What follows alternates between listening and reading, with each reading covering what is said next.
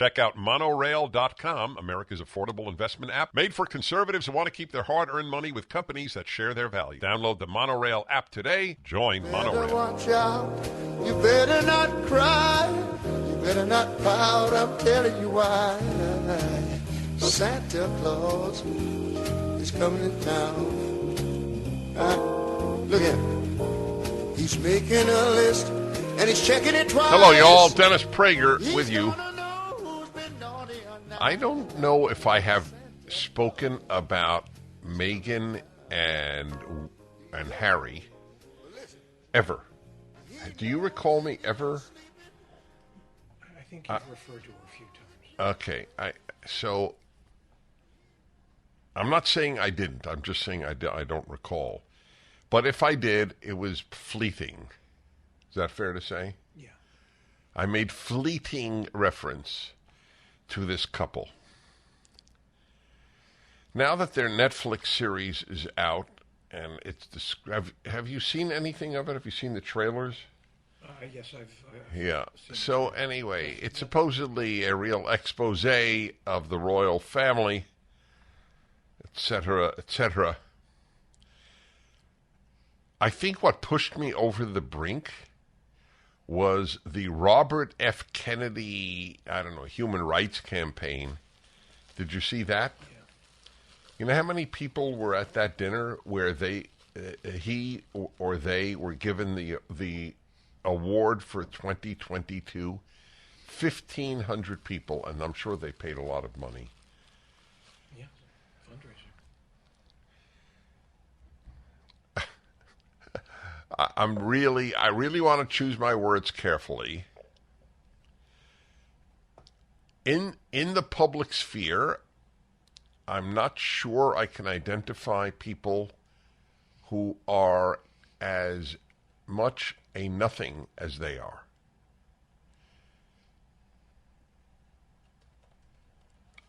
I have to say, I actually feel bad for King Charles, for whom I have never had particularly great respect. He's just another fellow traveler of the woke, in my opinion. Although I'm not, he sort of grew up as soon as he became king. But I'll put that aside. I'm not saying this out of love for King Charles or the royal family. But it is so unimpressive the way he has treated his family. To make, I heard today, do you know how much Netflix allegedly has paid them? Do you know? It's obviously in the millions. Millions. I heard 100 million. But I'm not saying it's correct, but I heard it from a source that I respect. Take a look if you can to verify it.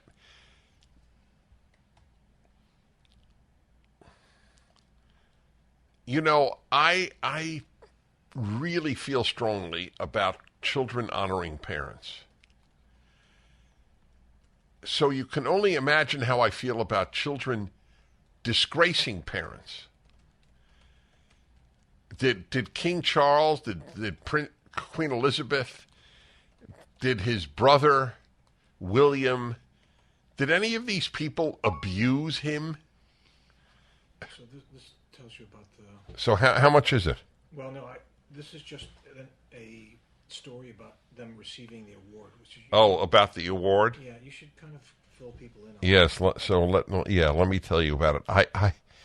I have a lot of comments about that. It's 100 million with Netflix and 25 million with Spotify. Okay, so I knew the source I heard it from was reliable. That may be some overall deal. I'm not sure it's for the one. All right, an overall deal of $100 million, according to Forbes. Okay, that's Harry and Meghan accept ripple of hope. Oh God, the left's use of language borders on the genius. Ripple of hope.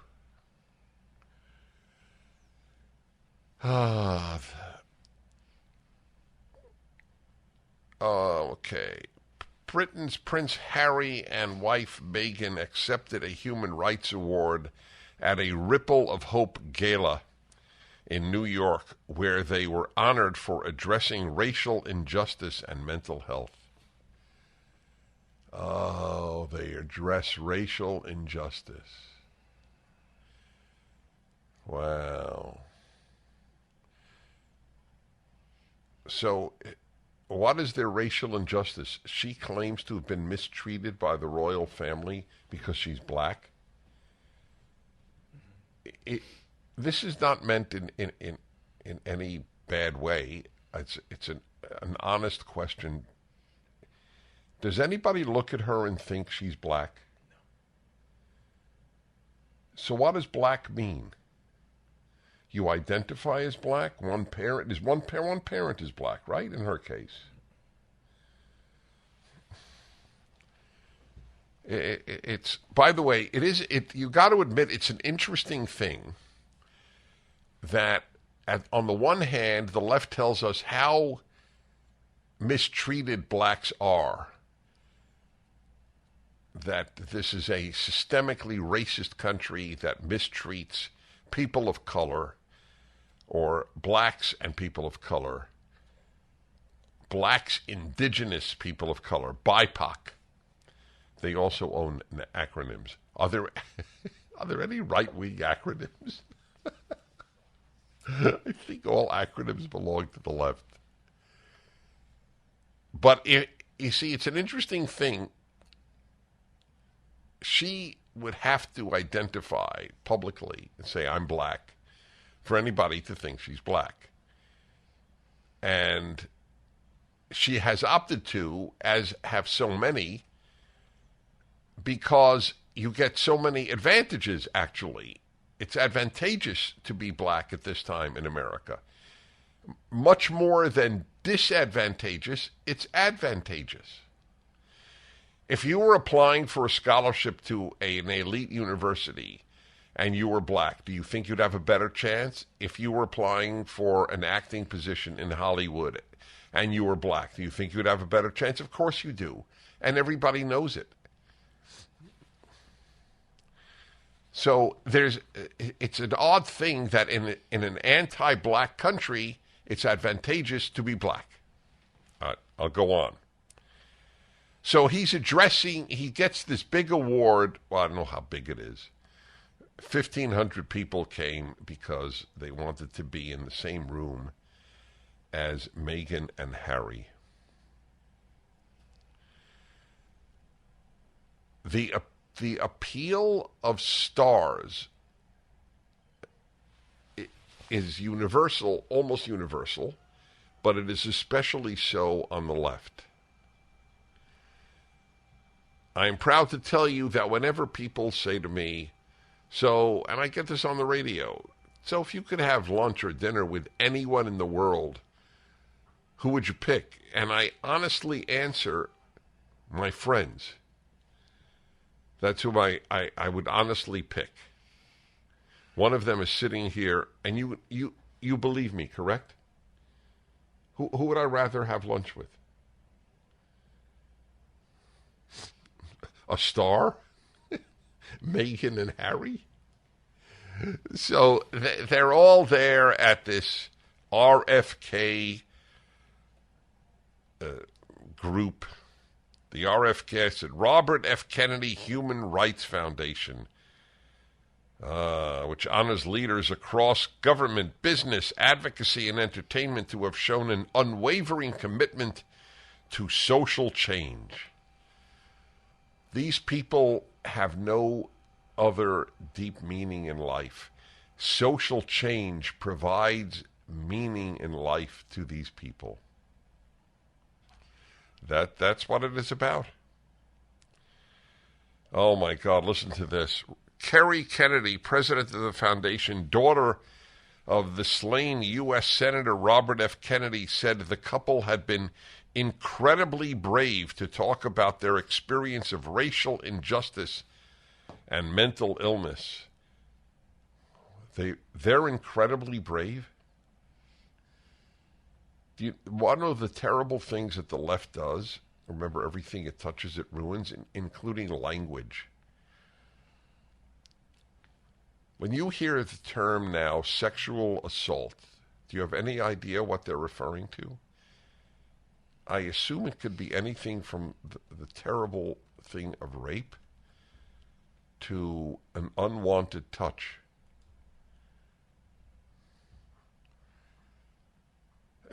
Everyone is a survivor.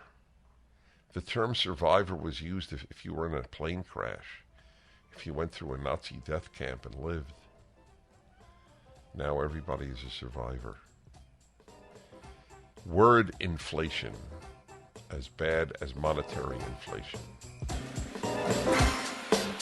Look, you did the tough thing during COVID. You paid your people and pulled your business through the pandemic, or really the lockdown. And now, doing the tough thing could qualify you for up to $26,000 per employee at covidtaxrelief.org. Government funds are available to reward companies with 2 or more employees who stayed open during COVID. This is not a loan, and you don't have to pay it back. The program is complicated, but nobody knows more about it than the CPAs and tax experts at covidtaxrelief.org. You pay nothing up front. They do all the work and share a percentage of the cash they get you. Businesses of all types, including nonprofits and churches, can qualify, including those who took PPP loans, even if you had increases in sales. You did the tough thing for your employees during COVID. Let covidtaxrelief.org help you get up to $26,000 per employee. Visit covidtaxrelief.org. That's covidtaxrelief.org. Christmas tree is ready, the candles all aglow, but with my baby far away. When I see ads that people can save $1 or even 75 cents on an item, it makes it so clear to me how profoundly the inflation we're living through is affecting a lot of people. Do you know how shameful it is to badmouth your family publicly unless they have been evil? And the royal family has not been evil.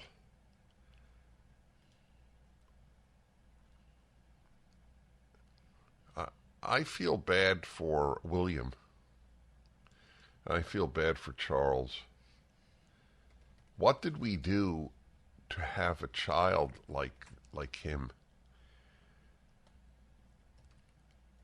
The amount of money that they have received because he is from the royal family, the $100 million Netflix deal. And what has he done? What has he achieved in his life other than making money on the name that he has, being a prince? It's so upside down, everything. Is there anything admirable about him or his achievements in life or about her? She goes on Oprah and speaks about what a difficult life she's had. One of the most important things I wrote in my happiness book, Happiness is a Serious Problem, is that if you don't know early that life is difficult, period, or as they say in Britain, full stop, you cannot navigate it. It's like being in one of these track and field events, where they run and they have to jump over hurdles the whole time. Imagine if they thought there would be no hurdles. How angry they would be. Who put these hurdles up? I thought this race was just a straightaway with no hurdles. And then somebody would say, you have to be joking. That's exactly what this race is. That's exactly what this life is. Hurdles.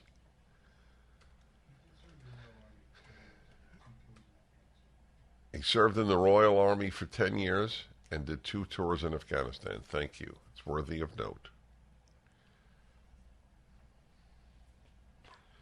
A lot of people did that. And they're not getting the Robert F. Kennedy Ripple of Hope Award. The left is always into hope. It's like Barack Obama's campaign was hope and change, and I thought of it in contemptible terms at the time. Hope and change? We don't need much change. And what is the hope about? Hope is if you're born in a poor third world country. Hope? The middle class of America? It's probably been a year, Sean, since I played the Barack Obama 1 week before his first election. What was the comment that he made again? We are 5 days away from fundamentally transforming the United States of America. The applause is what depressed me. It was overwhelmingly a white middle-class audience, and they're screaming about fundamentally transforming the United States of America. This is what change looks like. Well, you got your wish, those of you fools who cheered for Barack Obama. Every one of you is a fool. You're not a fool in every arena of life. You're a fool when it comes to the country and when it comes to wisdom about what is going on around you. You may be a very wonderful human being otherwise, but you're an enormous America-destroying fool if you cheered that comment. Well, you're getting it, my friends. We are fundamentally transforming the United States of America from a free country to an unfree country. In my synagogue, and my is appropriate because along with two other wonderful human beings, I founded this synagogue in Los Angeles where I teach Torah each week.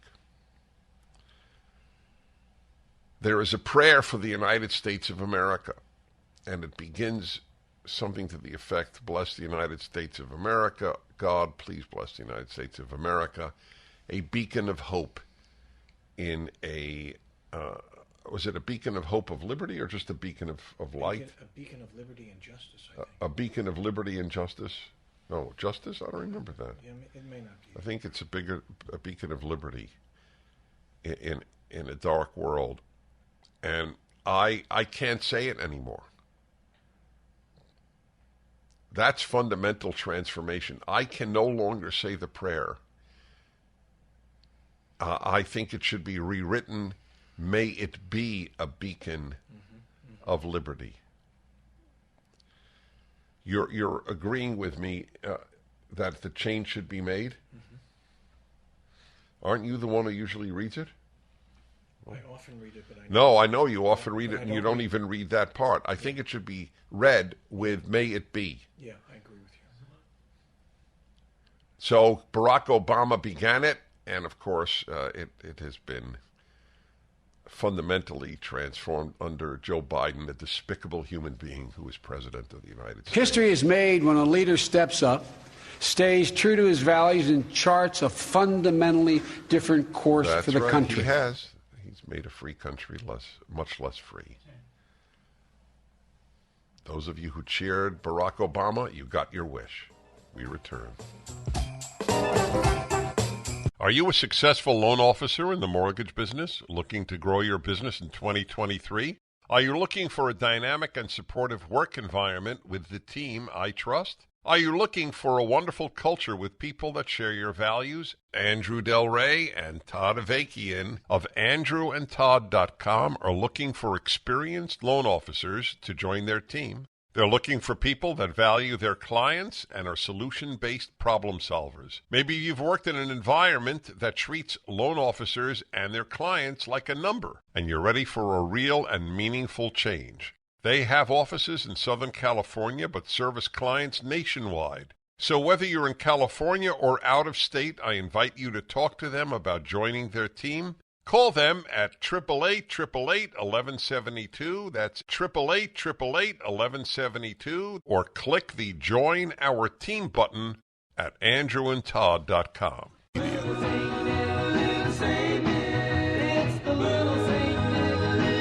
Hello, everybody. One of my favorite people is Steve Cortes, former CNN political analyst and former senior advisor to the Trump administration. I'm sick of these formers, Steve.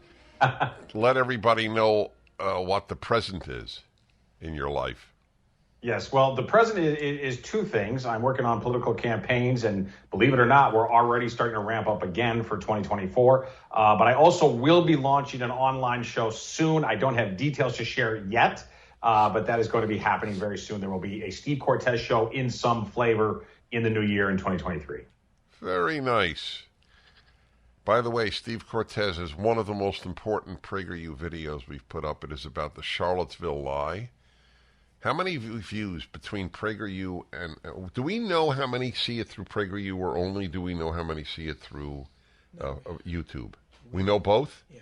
So how many has Steve's gotten? Well, Like 6 million or something? At least that. At least 6 million. Yeah. I think last I looked over 8 million. Don't try to shortchange me here, Prager. Yeah, you know. Well, I want to speak to the people at PragerU. I know them.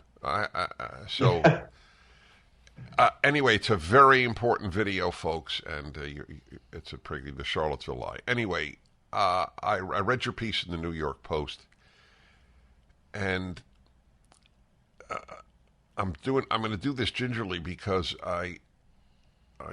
it's a sensitive subject, but we're both big boys.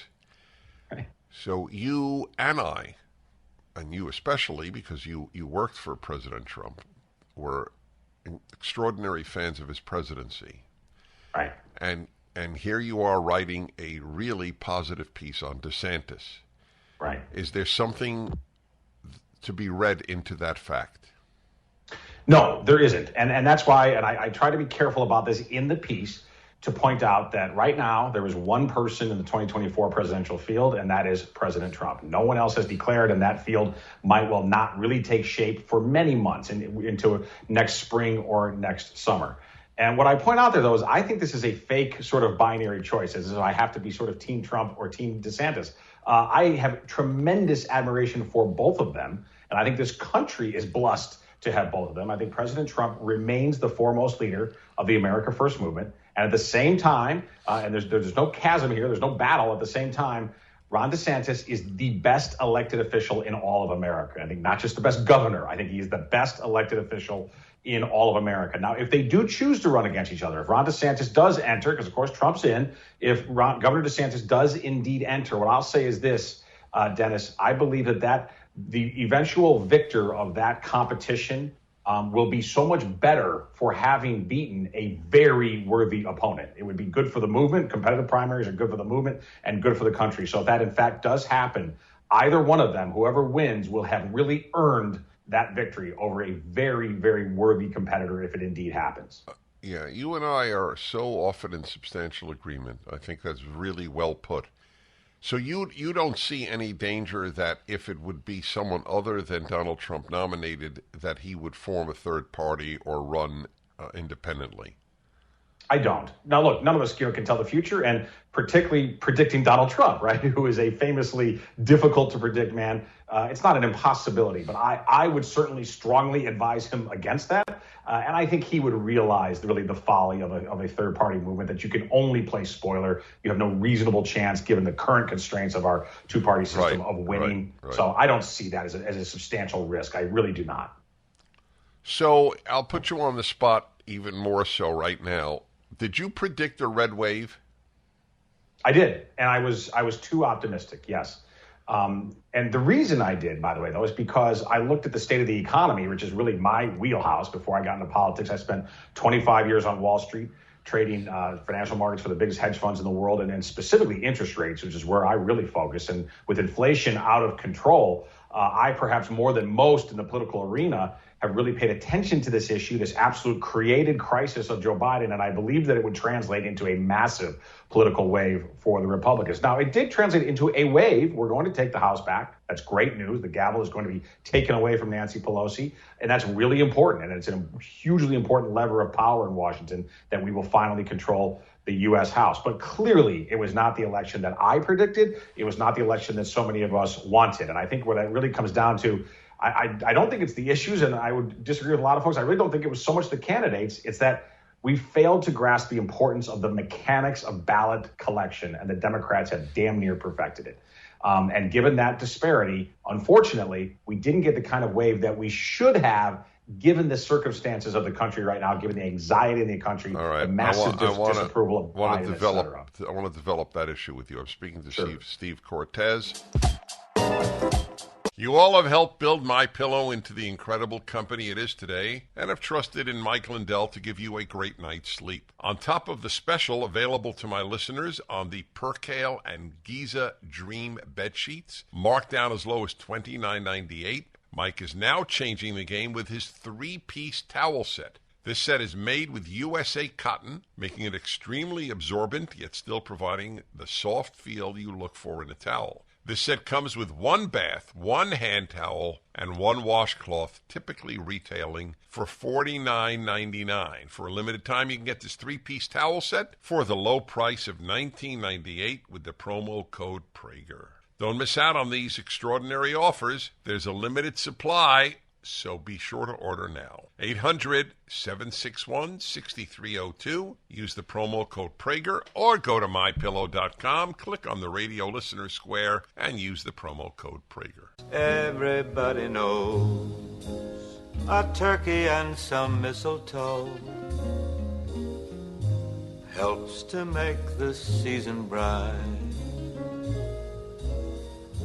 Tiny tots with their eyes all aglow will find it hard to sleep tonight.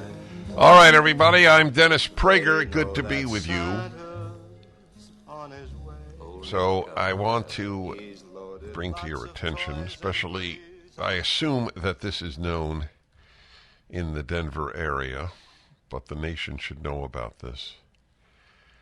So let me get the headline up for you. CBS Colorado, it was just anarchy, a rampage. Victim recalls being attacked by more than a dozen teens on light rail train. October 14th, but the report is from today. Let's see, actually yesterday. October 14th was a typical Friday afternoon for Zachary Chopko.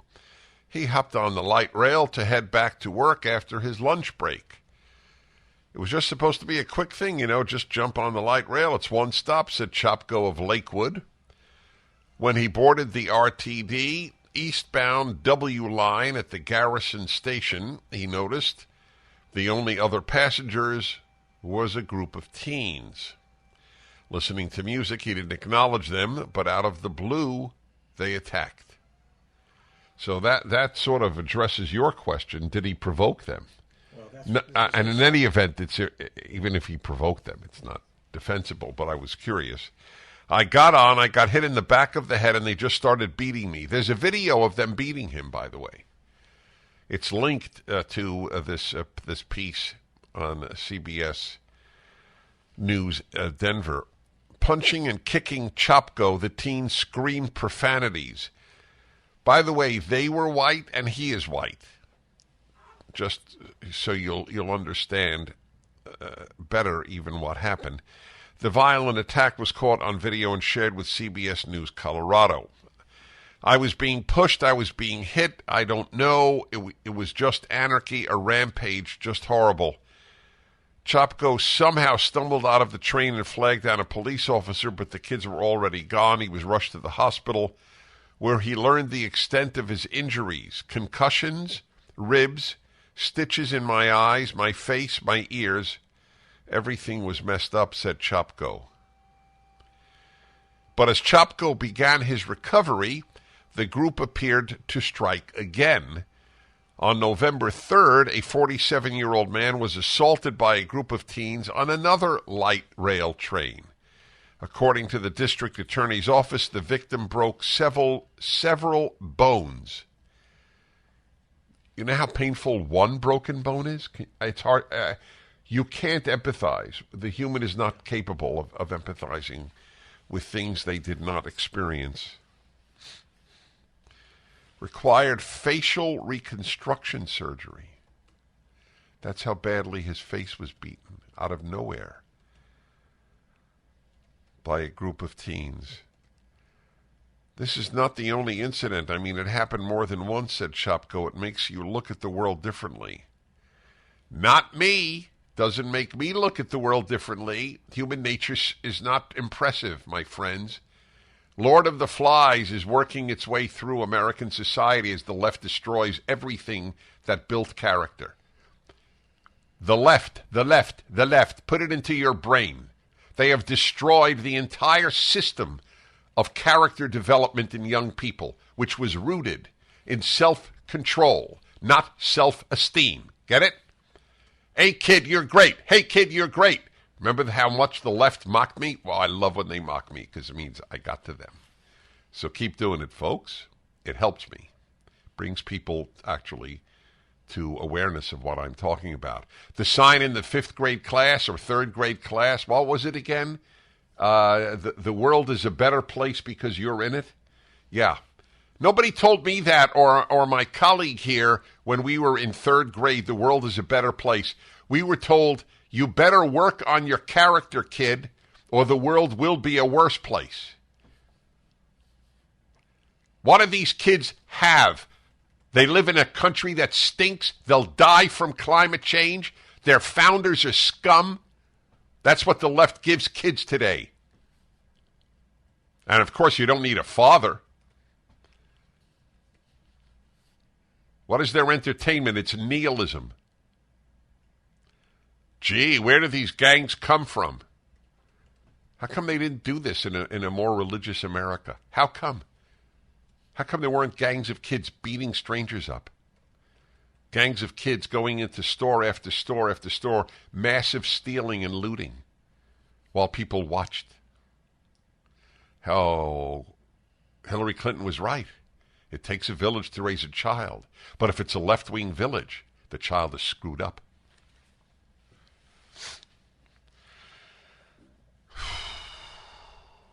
Wow.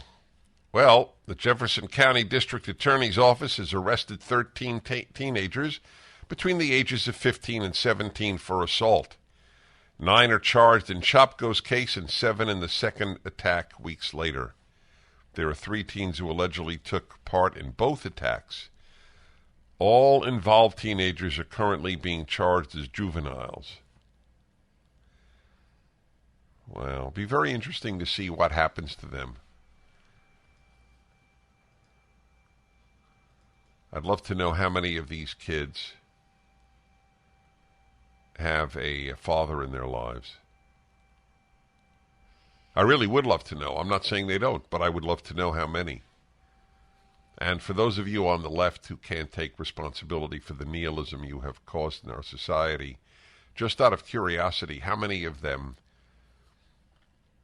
went to church that Sunday?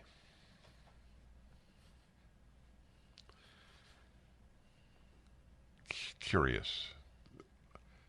Don't you want to know? Don't you want to know?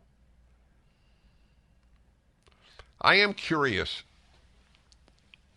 for those of you on the left who monitor my show, and you're to the extent that you're capable of challenging yourself, what do you think caused these kids to beat strangers up? Climate change? Systemic racism? They're white kids. Poverty? They're probably middle class. What's your explanation, O ye who cause the mayhem of our society? What is your explanation?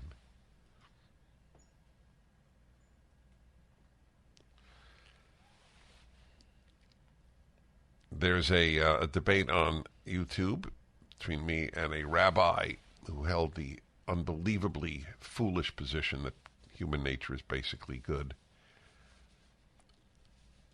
There are very few positions I have more contempt for than the belief that humans are basically good. I don't say humans are basically evil, but the tendency, if you're not raised with a strong moral code, is to do bad. Beating people up is apparently exciting for a lot of people since a lot of people have beaten up a lot of people in history. Who wrote Lord of the Flies? What was the author again? Golding. William Golding, yeah. Is that his name? Yeah. Wow, that's quite a story out of Colorado. Yeah, what they needed was more self-esteem, these kids. Do you know how much self-esteem you have to think you can beat somebody up? I am terrific. You are unworthy, so I have the right to beat you up. Correct?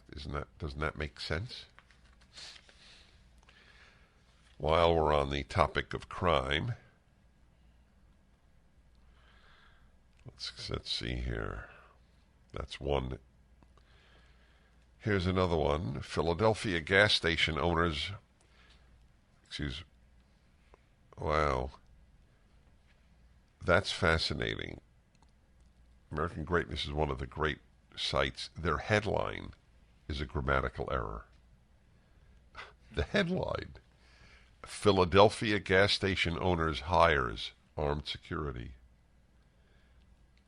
It's gas station owner hires. I assume gas station owner hires. How did that get through? It's the headline. It happens. I agree. It's a fantastic site, American Greatness. But if any of you at American Greatness are listening, change the headline to Philadelphia gas station owner hires. That's really something. But they vote Democrat in Philadelphia. Oh, jingle bells, jingle all the way. Oh, what fun it is. Hello, everybody. I'm Dennis Prager. I want to remind you that we're doing the Angel Tree campaign. If this time of the year doesn't prompt you to be charitable, obviously another part of the year won't. There's a beautiful charity that gives a gift, hopefully a note, and introduces kids to religion if they have a parent in prison. Apparently 1.5 or 1.7 million kids have a parent in prison. It's a very, very difficult issue. $25 takes care of a kid with a gift, a note, hopefully, and of the introduction of religious life to the kid, or religious texts. So go to the Angel Tree banner at my website, DennisPrager.com, and please donate. If you could take care of 10 kids for $250, that would be great. One kid for $25, that's great. Again, it's at my website, DennisPrager.com, the Angel Tree campaign.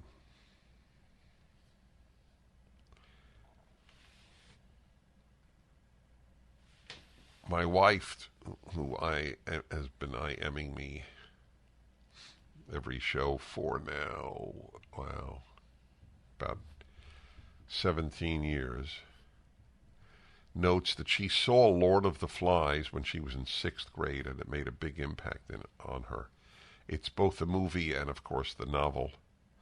I'm sure kids are not reading it today. They're reading about American racism and transphobia.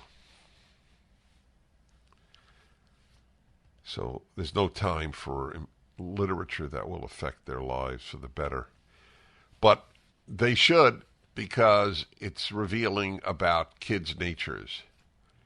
If you think people are basically good, just watch Kids. God, it is so indefensible to think something so stupid after all the horrors of history. The number of people who actually assess reality and then come to a rational conclusion is a true minority. Most people believe what they want to believe or what they are told to believe. And it doesn't take much. It just takes a commitment to truth. Just say to yourself, I'm committed to truth. Should 2-year-olds be masked? If you said yes, you weren't committed to truth. You were part of the herd. H-E-R-D. Why isn't it obvious to anybody that you don't mask 2-year-olds, that it's bad for them? Because experts told you otherwise? God gave you a brain so that you are blindly obedient? The contempt people have, you religious people, you blindly follow God, blind faith. Nobody has blind faith like the secular. Whew. I mean, some people do. Some religious people do. But if you want to talk blind faith, you go to the left. That's blind faith. Well, the consensus of experts. What, do you now take a vote on scientific truth? The outlier doesn't ever have a point to make? You take a vote?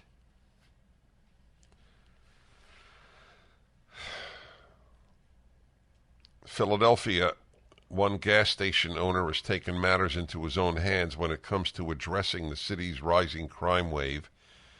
The New York Post reports that Neil Patel, owner of a Carco gas station, has hired armed security guards brandishing AR-15s and shotguns and wearing bulletproof Kevlar vests. Patel told local news outlet Fox 29 that he hired the guards from the private security firm Site, S-I-T-E, in response to the worst crime wave he has seen in his 20 years in the city. Patel said that he recently witnessed the gang completely ripping out and making off with his store's ATM machine. They didn't rob the machine. Well, they didn't rob the contents of the machine. They robbed the machine. So they could take the money out at their leisure. Yeah, yes, while they have a barbecue chicken. Yeah. We are tired of this nonsense, robbery, drug trafficking, gangs hanging around, Patel said in an interview. I am fearful for my employees, as well as my nice neighborhood, all the customers. He said that the spike in crime is forcing us to hire the security. I'll bet he didn't vote Democrat. He's a small business owner. So they live with reality. Andre Royer, the head of Site, is a former police officer with the city of Philadelphia, said that most of his employees are also former law enforcement. We wear Kevlar, we're trained. My guards go to training every other week, Boyer explained. As a Pennsylvania state agent, the law tells us that we have a right to protect this property by any means necessary and with whatever force necessary. A poll conducted by Fox 29 after its airing, the story showed that an overwhelming majority of the station's viewers expressed their support for the hiring of private security. 80% of respondents said the guard's presence would make them feel safer at the store. That's the end of the article. Wow. So guess what? Here's the punchline of all. Ready? Staying in Philadelphia. A woman writes for The Guardian. The Guardian is a left-wing paper. Therefore, its columnists are almost all fools. And this one is Arwa Madawi. She's a Guardian columnist. She's one of their more foolish columnists. That's extraordinary. She's one of the more foolish columnists at The Guardian? She writes foolishness Whoa. on a weekly basis. She writes foolishness on a weekly basis. As a proud progressive, which is immediately identifying her as foolish, admitting that I feel unsafe in Philadelphia feels way more embarrassing. That's a riot. What a great line. Why is she so embarrassed? Because they have progressives running Philadelphia and the city stinks. That's why. But the punchline, I'm reserving it. for when we return. It summarizes just about everything. We return momentarily. I'm Dennis Prager. The Dennis Prager Show. Just rocking around the Christmas tree, let the Christmas spirit ring. Later we'll have some pumpkin pie. Hi, all. Dennis Prager with you. I like it. I like it, gentlemen. It's cheerful.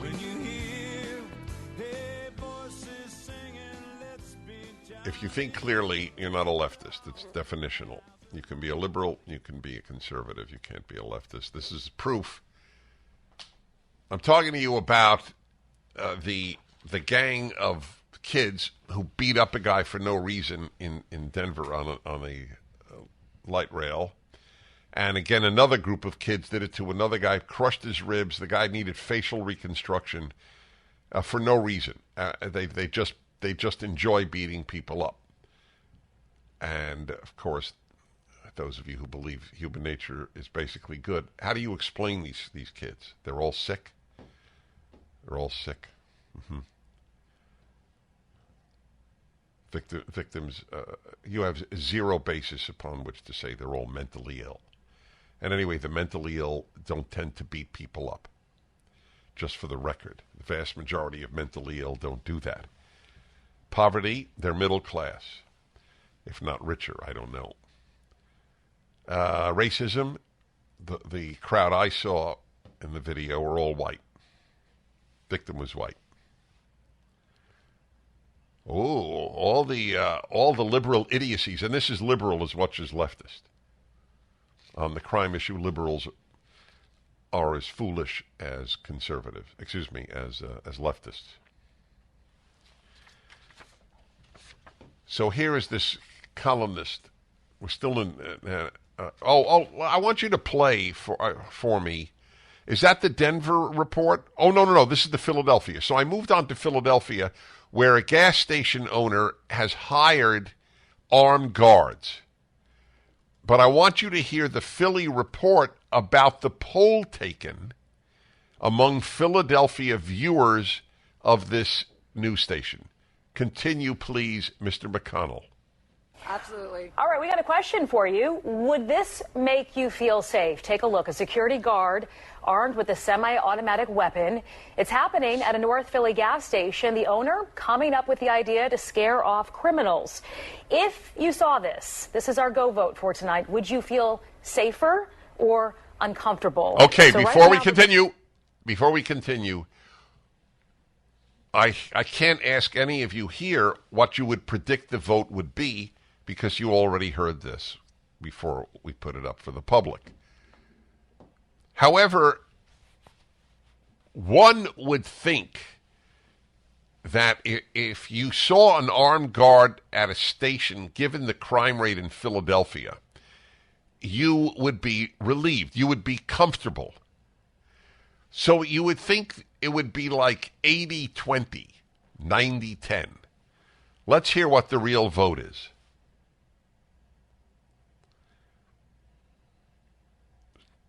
Sean? Vote is 65% of you saying safer, 35% uncomfortable. Okay, so that's sure it. That's it. 65-35. So let me get this right. I don't know if the poll is representative of the public. I suspect it is. 35% of those seeing an armed guard at a gas station in Philadelphia would not feel more secure. They would feel more uncomfortable.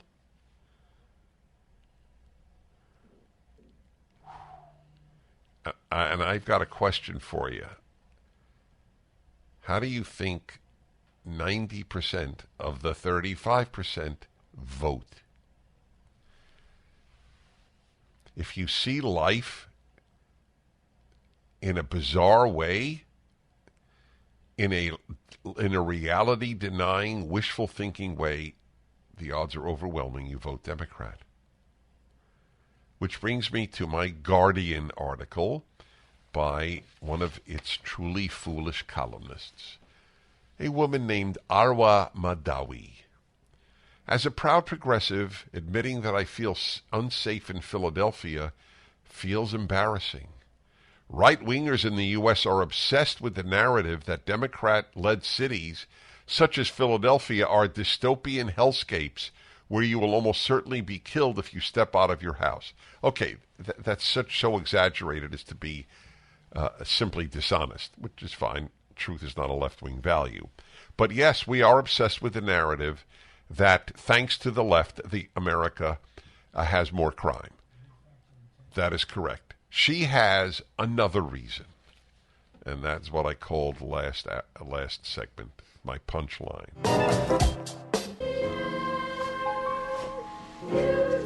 I'm going to take your calls in a moment. Got a lot of interesting ones.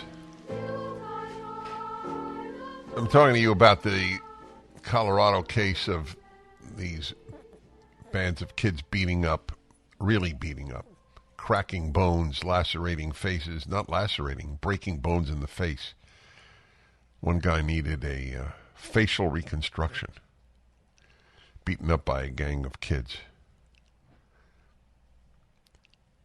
If you have a good kid, you're lucky, or you did a great job, or both.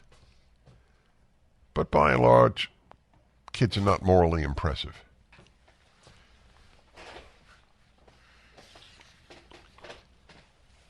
Anyway, back to this fool at the Guardian, which tends to print fools. So she admits that she's very embarrassed by the fact that she feels unsafe in Philadelphia. While the right cynically politicizes crime, what does that mean, politicizes crime?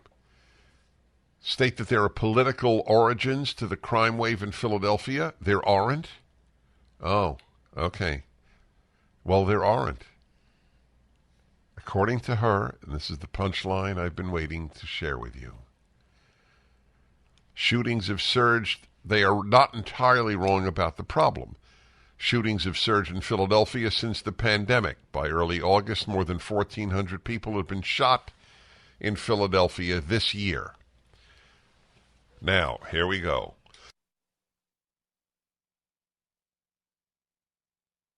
The right blames this violence on liberals, and no, we blame it on the left. Liberals vote for the left, but we blame it on the left. On George Soros-funded district attorneys, on the Democrats who believe defund the police, and the like.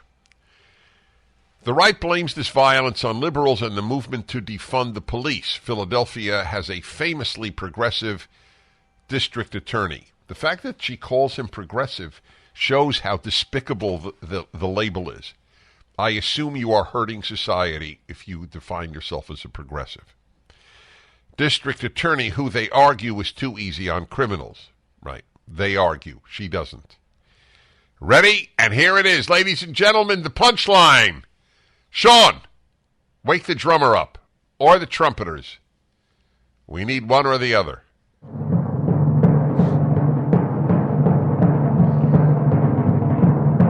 Nah, that's not right. All right. Better than nothing. Here it goes. Do you know what I'm going to say? You know what I'm going to read? I'm trying to think of the most outrageous thing I can think of. Okay. No, you don't have to think of the most outrageous thing you can think of. Think of what everyone on the left describes crime to. The real reason, that's right. Of course. The real reason for all this violence, however, this is the crap that The Guardian publishes. By definition, if you're a leftist, you're stupid. By definition. Doesn't mean you lack brain matter. You can have great brain matter. Brain matter and stupid are not mutually exclusive. The reason for all this violence, however, is that Philadelphia has high rates of poverty and easy access to guns. Should have thought of guns. Of course. Is that precious, ladies and gentlemen? High rates of poverty. I guess there's so much more poverty since the lockdowns, which, by the way, may be true. I warned that the lockdowns would increase poverty all over the world. The lockdowns were another asinine left-wing idea. One country in the world decided not to do it, Sweden, which ironically is, I don't know, Sweden, it's interesting. Sweden is right of center on many cultural issues. Is that, what is rumbling here? Oh, okay. Well, that's it. Now you know. The antidote for all this violence isn't rocket science. You increase social safety nets. You decrease poverty. You decrease access to guns. Philadelphia has easy access to guns? So what is she talking about? Anyway, that's it. Decrease poverty. Two things at a very early time in my life. I mean, I'm talking high school. Two things convinced me I was not a leftist. I still thought I was liberal, but I knew the left was despicable and just plain stupid. One, poverty causes crime. I thought of my grandparents who were very poor, and it was inconceivable they would commit crimes. So I knew it was a lie from my own experience. My grandparents would not have robbed a bank or beaten people up or raped. Why? Or because they had a moral code that made it inconceivable.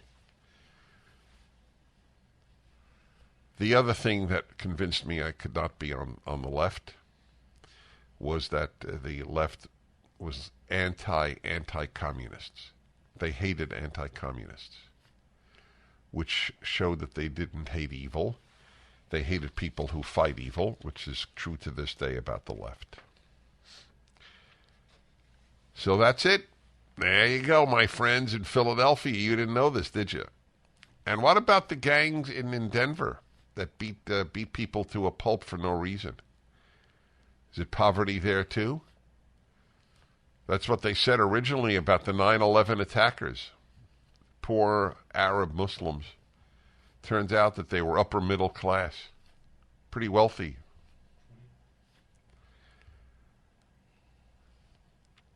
Leftists believe what they want to believe. That's why I say truth is not a left-wing value. I mean it literally. They don't ask what is true. They ask, what do I want to believe? At The Guardian, they want to believe poverty causes crime. And that's what they believe. In Harlem, people are feeling mighty good. Hey, everybody, let me take some calls here. And appropriately in Philadelphia, Craig, hello. Hello, guys. Hi. How you doing? I just wanted to make a note on that news segment you played where they had the poll, the 65% were for it and 35% felt nervous about it. I actually watched that live on television, and at the end of their segment, the poll had already changed to 80-20. Very good. Thank you. You've relieved me. I'm not kidding. That's why I took your call. Didn't some article say 80-20? That's right. Yeah, that makes more sense. I don't even believe the 20%. With crime in Philadelphia, 1 out of 5 people think that an armed guard at a gas station makes them more uncomfortable than it makes them feel secure. Why, are armed guards known for shooting innocent people? All right. Anyway, I'm glad I took that call there. Denver, Colorado. Good. See, both cities have people calling in. Hi. Dan. Hello, sir. Nice to speak with you. Thank you. I just wanted to say that, I used to work on that W line, the very same line where that gentleman was attacked. And Denver's not the city that I grew up in, We have lots of issues where the district attorney basically throws out charges. The cops are doing what they can to try and get a hold on what's going on. But with the decriminalization of drugs, it's just gotten rampant. And the police are not backed by the district attorneys. Everything's being thrown out. Yeah, I believe you. Hey, how many people can say that the city they grew up in is the city they're living in now? What city has not deteriorated? I moved to Los Angeles in the late 70s. It was so exciting to go from the East Coast to the West Coast.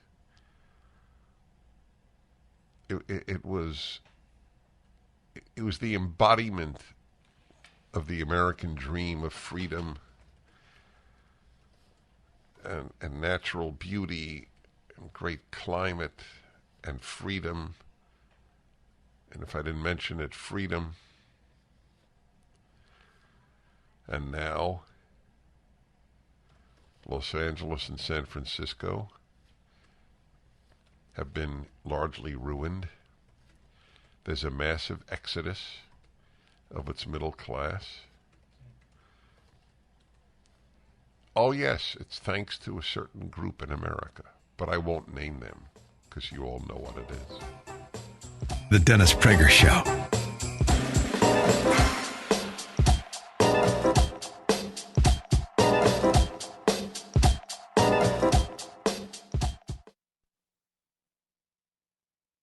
Come on, it's lovely weather for a sleigh ride together with you. Giddy yap, let's go. Let's look at the show. All right, everybody, Dennis Prager here. One of the most important things happening in the world today is happening in Iran. I don't predict it by any means, but if that regime, that evil, vile, I don't even call it medieval, and I'm not at all being sarcastic when I say to call the Iranian regime medieval is an insult to the medieval times.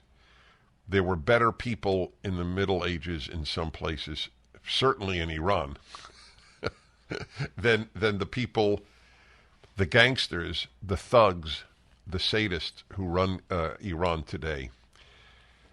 And if there really is the beginning of some sort of uprising in Iran, we need to know about it. And I have a famous and important and courageous woman in studio. I'm honored to have her because it's a very big deal to be with you. And I am going to read your name from the Farsi as soon as I pull it up because I want people to know about you and how they can contact you. Masih Alinejad, M-A-S-I-H, but it's a ch in Persian. Alinejad, A-L-I-N-E-J-A-D. And you are an Iranian-American journalist, author, women's rights activist. You write for the Washington Post. As I said to you right before, not many people write for the Washington Post and come on the Dennis Prager Show. So that's a victory for you, and I'm very happy for you and very happy for my listeners. So tell us a little bit about you and your background when you left Iran and your activities. First of all, thank you so much for having me. Second of all, I was a troublemaker when I was in Iran. So I got kicked out from everywhere. I didn't have any other option. I should have stayed in Iran, keep silent, impose self-censorship, or leave Iran and be loud. As a journalist, I got expelled from Iranian parliament just because of publishing their pay slips, their salaries that the member of the parliament receive. I mean, I'm sure if you do that here in America, you will receive an award. But my award was just being kicked out from Iranian parliament. Then I became a columnist criticizing the former president of Iran, Ahmadinejad. Then I lost my column. So that's why in 2009 I left Iran. Clearly in 2009, Iranian regime were happy to kick out all the troublemakers because they didn't know that the power of social media can make us like nightmares for them. Now here I am with big platform on social media, more than 10 million followers, and echoing the voice of Iranian people who want to get rid of Islamic Republic. I want to tell you an interesting theory I have, and then we'll talk about the women's issue and Iran in general. There's so much to talk about. My wife and I attended an opera in Sydney, Australia, a number of years ago, and our waitress, a beautiful young woman, as soon as I heard an accent, I always ask people, because I've been to Iran and I've been to 130 countries. So the odds are I've been to their country. So I said, "Where are you from?" She said, "Iran." So then I said, "I'm just curious, are you a Jew, Christian, or Muslim?" And her answer was, "I'm an atheist." And I have a theory, and I've said this on my show. I think that the Iranian regime has created more atheists than any atheist group in the world. That was the only benefit of the Islamic Republic. You know what? First of all, I have to say, keep repeating Iran, Iran, Iran, because I think you're one of the rare Americans that you know how to pronounce Iran. This is beautiful. It's not Iran. I read it. I read Farsi. So, but I really want to say that actually, in the map we have one country, the Islamic Republic of Iran. But in reality, there are two. One is Iran, which is, stealthy, secret, like everything is going on behind the scene, which now is taking to the streets because a lot of people now dare to say that Iran is being like hostage in the hand of Islamic Republic, and we want to get rid of Islamic Republic. Yes. So that brings us obviously to this moment. I'm always amazed that there are any demonstrations in Iran. First of all, I'm curious. Is there social media? Are there social media that let people know there will be a demonstration in, whatever city at this time on this day? How ironic. Yes. We have social media which all being filtered by the leaders of the Islamic Republic. I mean, it's unbelievable that the same leaders are enjoying freedom of expression on social media. Like Twitter, Facebook, Instagram, they're all filtered. So basically, Khamenei banned 80 million people from using social media, but the tech companies allowing them to enjoy freedom of expression on social media. Using social media is a crime in Iran, but people are smart. The young generation, they're smart. They know how to bypass the filtering. Okay, so that's what they're doing. Yes. They're bypassing the filtering. Yeah. I always wonder, how do they know, given the censorship of the media in Iran? I get bombarded by people sending videos to me and risking their lives in the streets. Not only people who are like protesting, but the members of, the family members of those who got killed. The mothers, which we name them, they called themselves Mothers for Justice. When the Iranian regime killed their beloved one, they take to the streets, the same street that the regime killed their beloved one, holding the picture and saying that this is the street that you killed my son, my daughter. Now I am the voice of my beloved one. And they're using social media. That's why the Iranian regime is really scared of Facebook, Instagram, Twitter. Can you believe that in 21st century? They have guns and bullets. They have prison. They can execute people. They can do whatever they want, but they're scared of people using social media because this mobile phone and social media became like weapon for us. Are your parents still in Iran? I don't have anyone here. All my family are there. I mean... Are they threatened? My brother was in prison for 2 years. They arrested him to punish me. The reason that they arrested my brother was because they actually brought my sister on TV to denounce me publicly. She did. My mother was interrogated for 2 hours. They asked my mother to take me to Turkey. They said that we're not going to touch your daughter. We just want to talk to her. We have some advice for her. So my brother exposed this, which is a kidnapping plot, and that's why they arrested my brother. So where were you at the time? Turkey? No, I was in America. They wanted to take me to Turkey. I see. My brother exposed the plan. Really? Yeah. So no one in your family supports you? I have to say my mom. Because, look, my mom is a tiny woman. She's not even able to read and write. But she's a true feminist because when the Iranian regime brought my sister on TV, I was just watching my sister denouncing me. I was expecting my mom to come out and say, I cursed my daughter, I disowned my daughter. But my mom said to the people who went to their house, if you come back to my village, I will set fire on myself. I kill myself, but I'm not going to go to TV and denounce my daughter. So I think this is kind of showing solidarity. So is she unhappy with your sister? Yes. Yes.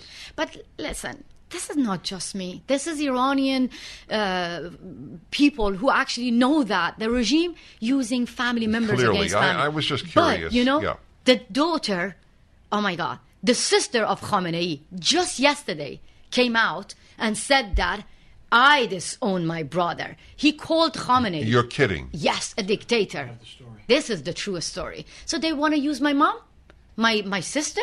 Who cares? Khamenei's sister? Yes, Khamenei's sister. Wait, Khamenei's the supreme ruler. Khamenei is the Islamic ruler. Exactly. He's not the political ruler. Mm-hmm. That's a shame for him. So I want shame. Oh my God. Yeah, that's the truest story. I mean, I was broken. Where was this reported? Yesterday in Iran, and she lives in Iran, and she came out and she said that my brother cannot hear the voice of Iranian people. He only hear the voice of those who are in his playlist. Wow. So when we see pictures of tens of thousands of Iranians screaming "Marg bar Ameriki, Marg bar Israel," death to America. I was one of them. Okay, that's my question. I was one of them. Look, I'm being honest with. Please. No, listen, that's why I'm asking it. How many really are there because they sincerely want Israel dead or America dead? Answer when we come back. Because I know from the Soviet Union when they would demonstrate and they would basically say "down with Brezhnev" instead of "down with America." Yeah. All right, we'll return. She has 10 million followers. I hope after this show she has 20 million. Masih Alinejad. She is a major activist on behalf of freedom in Iran. Back in a moment.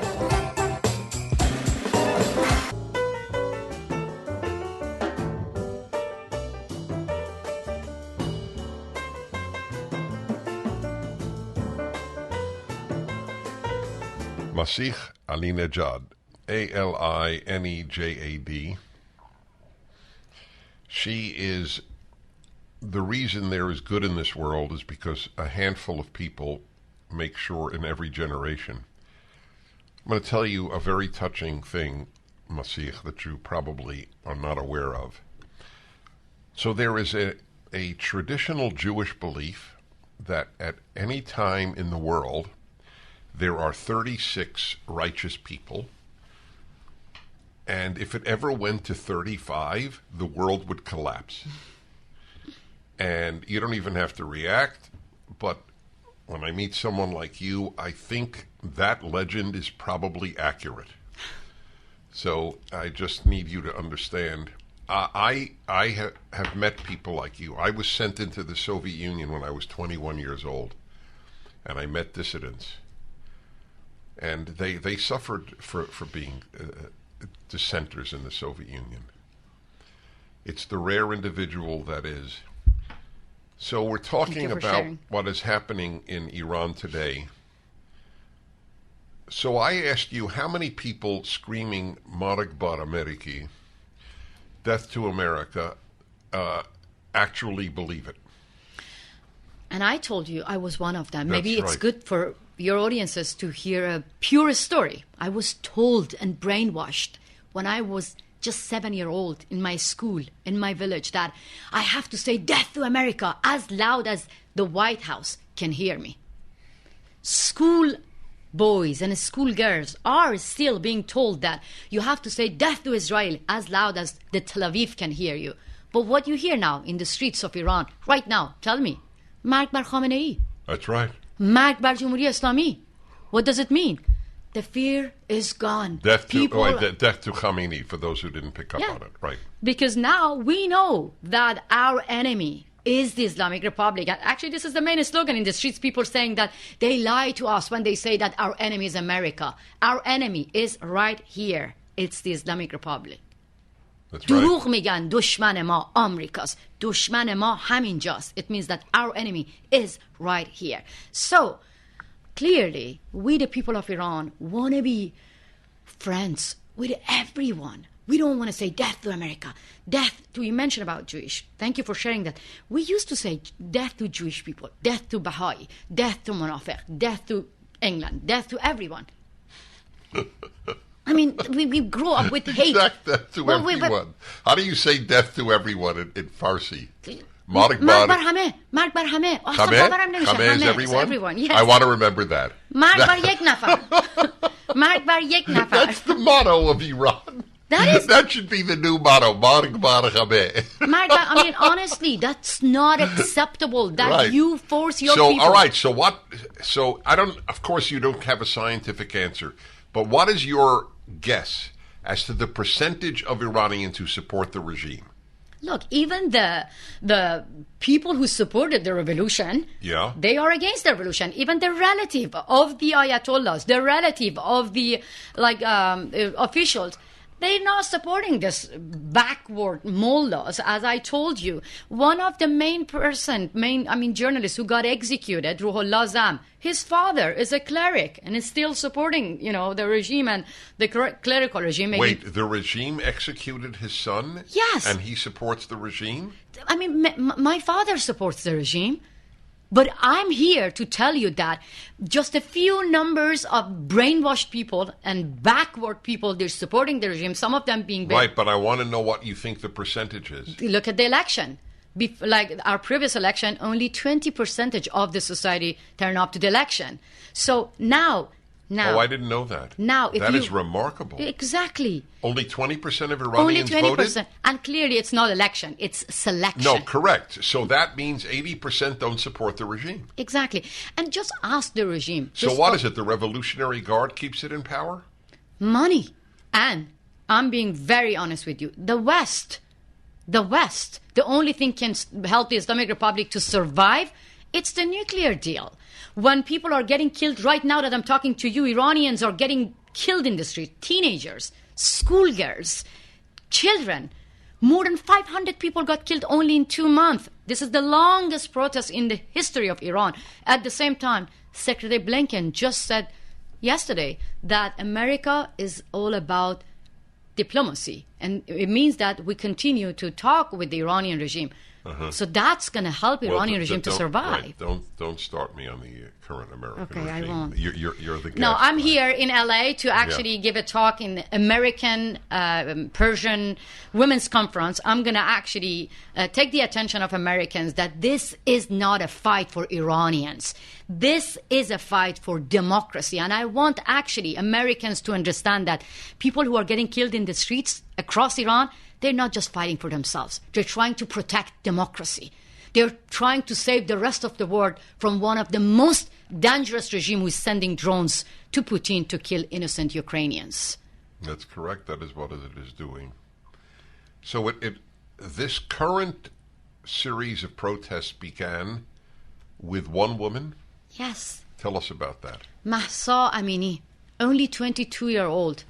I cannot believe that that people see me now and they don't get shocked that a woman got killed because just a little bit of her hair, just like that much hair, was visible in 21st century. For the record, those of you who do not see Masih, much of her hair is visible. I know. I have massive hair, so I'm a master criminal because it's not easy to cover them up. But listen, this is beyond sad that some of the backward mullahs, they tell me that cover yourself. Why? Because men, how many men are here? You get excited. You cannot control yourself and you rape me if you see my hair. This is an insult to you.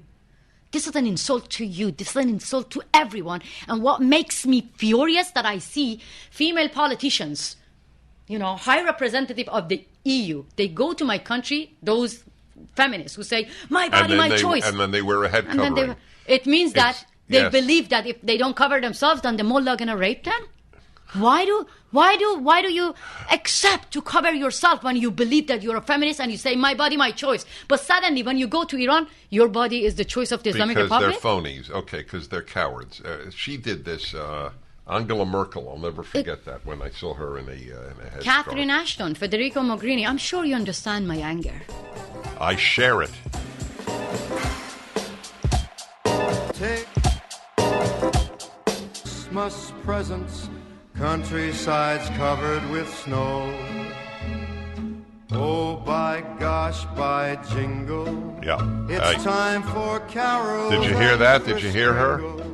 No, you weren't Here's on. what? My husband. Okay, now you're on. Merry greetings. Yes, Masih, you can repeat what you said because I'm very touched. I love you. You're an amazing person. Not just because pronouncing my name perfect.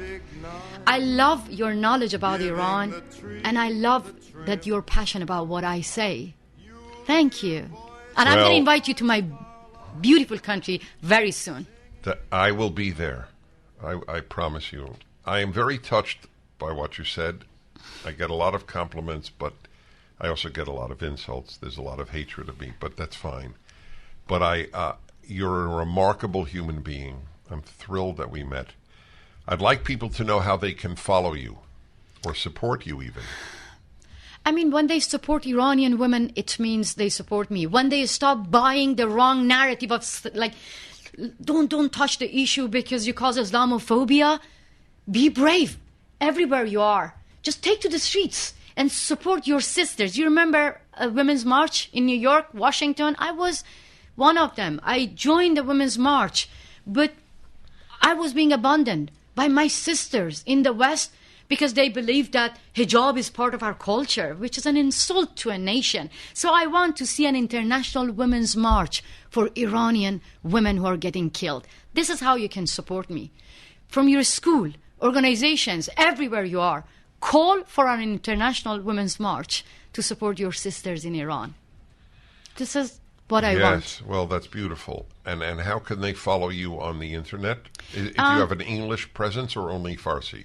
No, both. English, My Stealthy Freedom, the website. You can go and find me. But mostly I'm active on Instagram, Masih Alinejad, Twitter, the same name. And you can follow my page. You can share the videos that I receive from Iranians. And don't forget, Iranian regime actually made a law saying that if anyone send videos to me, to Masih Alinejad, will be charged up to 10 years prison. Can you believe that? Just sending videos to me is a punishable crime. So that's why I want you to support the women and men in Iran who send videos because they want to be heard. That's beautiful. So could we put it up at DennisPrager.com, the link? That way it would be very easy. Masih is M-A-S-I-H. Yes. Alinejad is A-L-I-N-E-J-A-D. Unfortunately, she has to live in a safe house. The word safe is too luxury for me. Still, when, as far as the Islamic Republic is in power, I don't feel safe, and you shouldn't feel safe. None of us who fight against Islamic ideology, Islamic dictatorship, we're not safe when the dictators are more united than freedom fighters. Well, even though you become an atheist, I will end with God bless you. Thank you so much. I have so much respect for your God. He has for you.